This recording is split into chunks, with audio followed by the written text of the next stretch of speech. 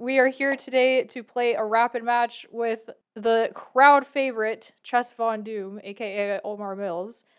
You may remember him from commentating on the Vegas games, and you may also just know him from being very active in the chess punks community on Twitter. So, welcome, Omar. How are you doing today? Are you excited about the match? I'm scared to death.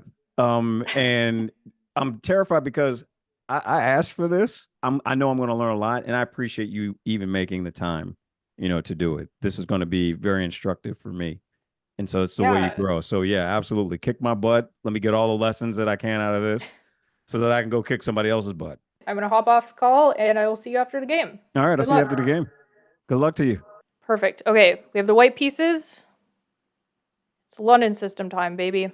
Now, we didn't really talk about openings, but he did commentate for the Vegas tournament, and I haven't changed my openings up since then, so he knows I play the London.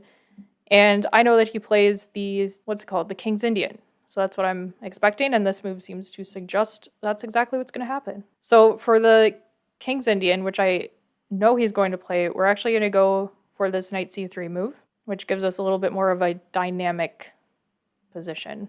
All right, just as we expected, we are going to play e4, taking the full center, and then our plan is simple. Queen up, ooga booga, castles. And then we're going to go ham on the king side.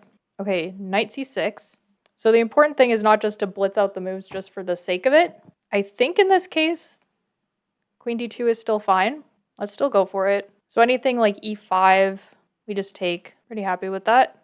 I have not seen someone do the queen bishop battery this early with the e4 push. So I may have to be passive. I could push e5 now and just break in the center. If I push e5 now, let's say she's going to take with d takes e5. I can then take with the knight. If I put the bishop on e7 to avoid the trade, I've got a gap. There was no reason to fianchetto. I've never seen this. Let's just stick with what we know.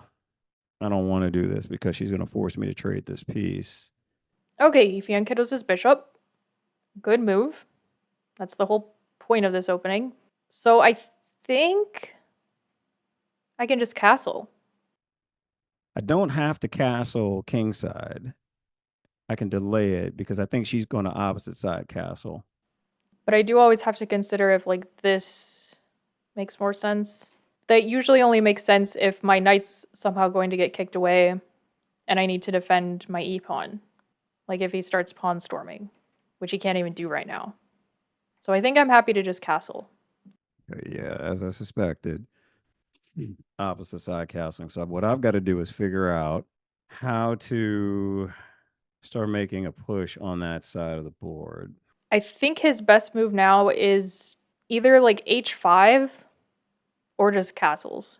Maybe something like e6 and like try and go long, but I feel like that's too slow. And this opening is also really weird for me specifically because it doesn't really follow opening principles because my plan now is this and this. So you're moving pieces twice. You're moving pawns instead of developing pieces.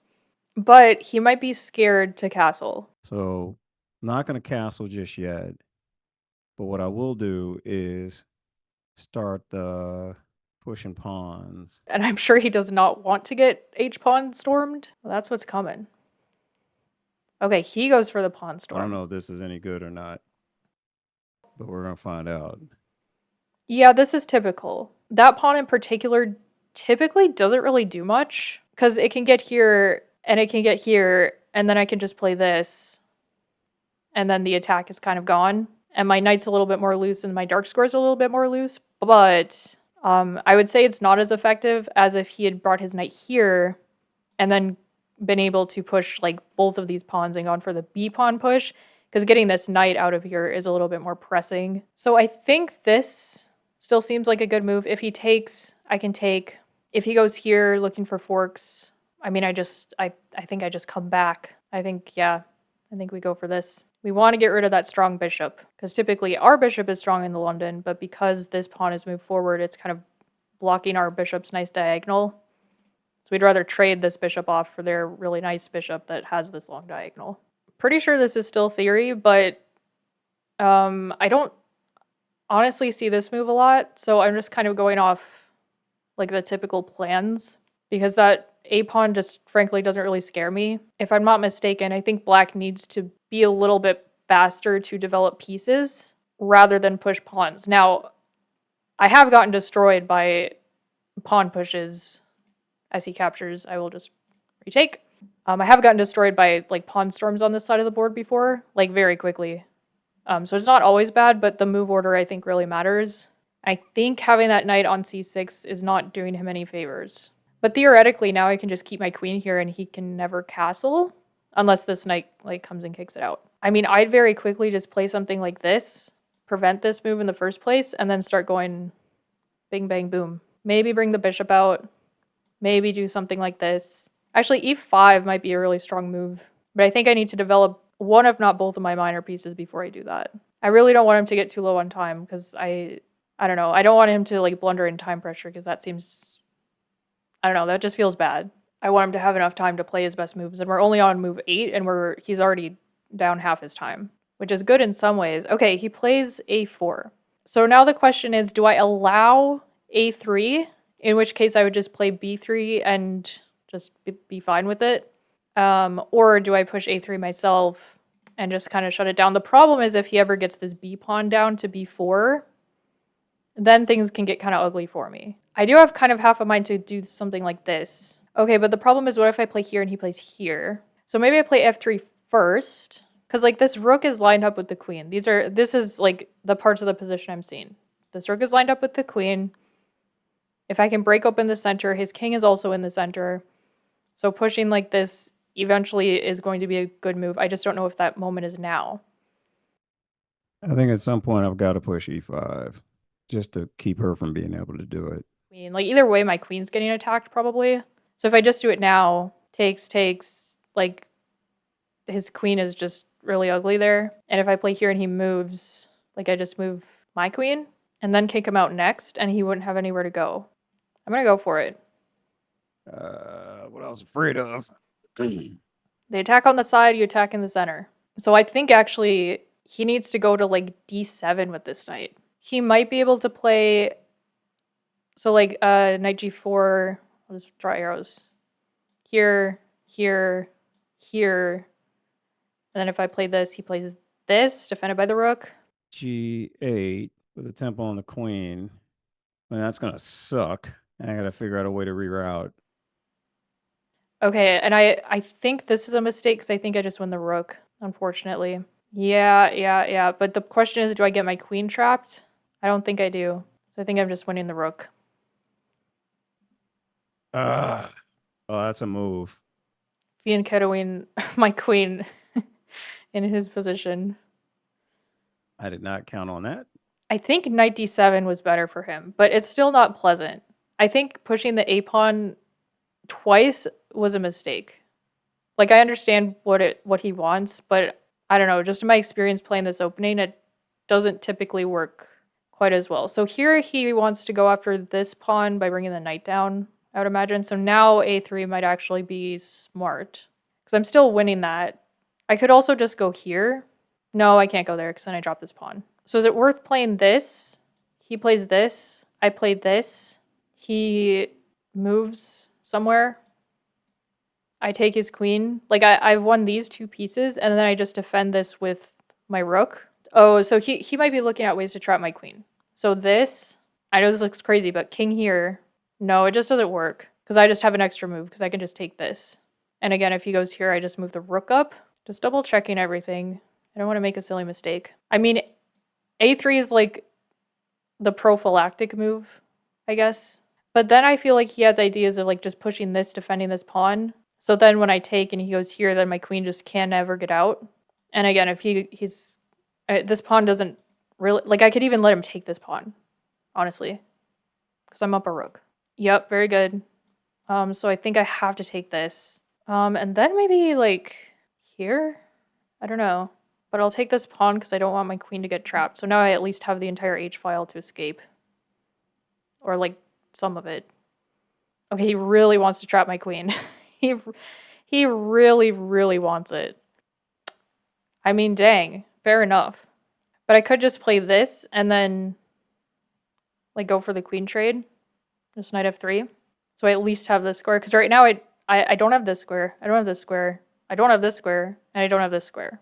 Realistically, how he's going to make that threat a reality, it's going to take him a few moves. But I think this just seems nice. Yeah. That just ruins all my plans. I tanked a little bit on time. Okay, I saw his whole plan. We can just play rook d2. If he plays a3, I play b3. And I'm happy to give up that rook for 2 pieces. So this seems fine. I guess maybe... No, I just don't think he has enough pieces. Like, this would be crazy, right? And then b3? No. No. I don't believe in that. Now if he takes on e5... Okay, I stand corrected. He's not going to do that. So now maybe I go after the queen trade. And just, kind of be happy that I won a rook. I guess it kind of gives him the option to, like, move his queen to a better square. Like, what am I going to do on this square? Trap the bishop? Yeah. We're getting into blitz territory, which I don't like. Okay, he does not want this. I have half a mind to just kick him back at this point. Or this. And just kind of force the matter. And then I would take, and take. And things would be looking nice. Yeah. So he just needs to not, like, panic and do something like this. Like, this is... Oh, I guess I can't do what I had just said. Because this pawn is in the way. You know what? Fair enough. But I think I still have to take this. Takes. Maybe knight... here? I mean, he's going to try and go here, but... As long as I keep my rook there, I think I'm fine. And I don't think he can hang on to this pawn. Because I'll have this move. Okay, we gotta go. This seems pretty natural. It also threatens a check. Okay, real quick. Just because I'm kind of panicking now. If he goes here, and I do this, and he does this... No, because I still just win the queen. Surely that's fine. Okay, we're gonna do this. This is... He's making this harder for me than I want it to be, but I guess he also has this move now. But I'm not convinced this actually does much. Oh, I really hope I'm not wrong about that fact. I'm kind of wishing I played a3 now. Okay, great. He got scared. Just like I got scared. So I think I need to play a3. I think that's just the fact of the matter. I don't think I can afford to lose this pawn. I think it would have been fine if he plays here and I play here and he just, like, has to go back. Because if he ever pushes this pawn, then... Okay, but that's not the position, Kamryn. Focus on the actual position. Let's play a3. Kick him back. And then we're going to play here, I think. Or just take this, frankly. But I think a3 first. This move also threatens this pawn. Kind of. I still want to take this and, like, go here. But maybe queen h8 is better. Again, getting into blitz, so I just need to play, like... decent moves. I could even just sack the exchange, frankly, if he does this. Like, that knight might just be too close for comfort. I don't know. Oh, interesting. I didn't even think of this. So he probably wants this move. I don't really know if that does anything. I think taking this pawn still seems fine. Yeah, let's just take this guy. Okay, so this is interesting because if this knight moves and this knight moves, he's aiming at my rook. So that means... What does that mean? Does this still work, by the way? I don't think it does. But I have 1 minute left, so let's focus up here. Let's do this. Defending the knight. We get a 10-second bonus. Okay, I actually gotta stop talking. I talk too much and then I forget about my time. Interesting.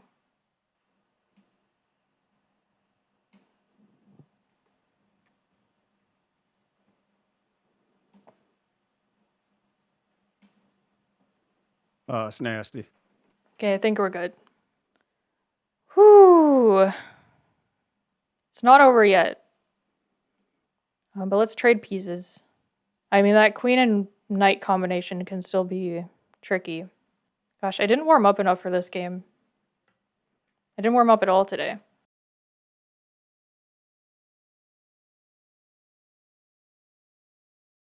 Okay. I think this still is good. Wow. Does he have a perpetual? Surely not. This. I think I'm just escaping. Where else can he check me? Here? He would have to come and get this pawn, which I'm currently defended. So I think I'm okay. Yeah, so I can also just, like, go here. And then I just have 2 rooks. Let's undouble the pawns. And let's, I don't know, do this? Yeah, alright, fair enough. Let's make a passer over here. Because these rooks aren't going anywhere. I mean, I could, like, maneuver them around, but, like, why?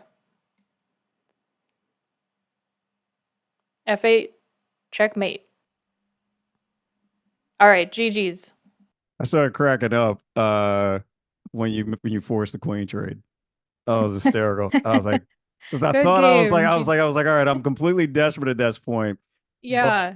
But the all I had was time. I saw You that did. you were under, and I'm like, okay, if I can just throw random BS her way, maybe she'll flag.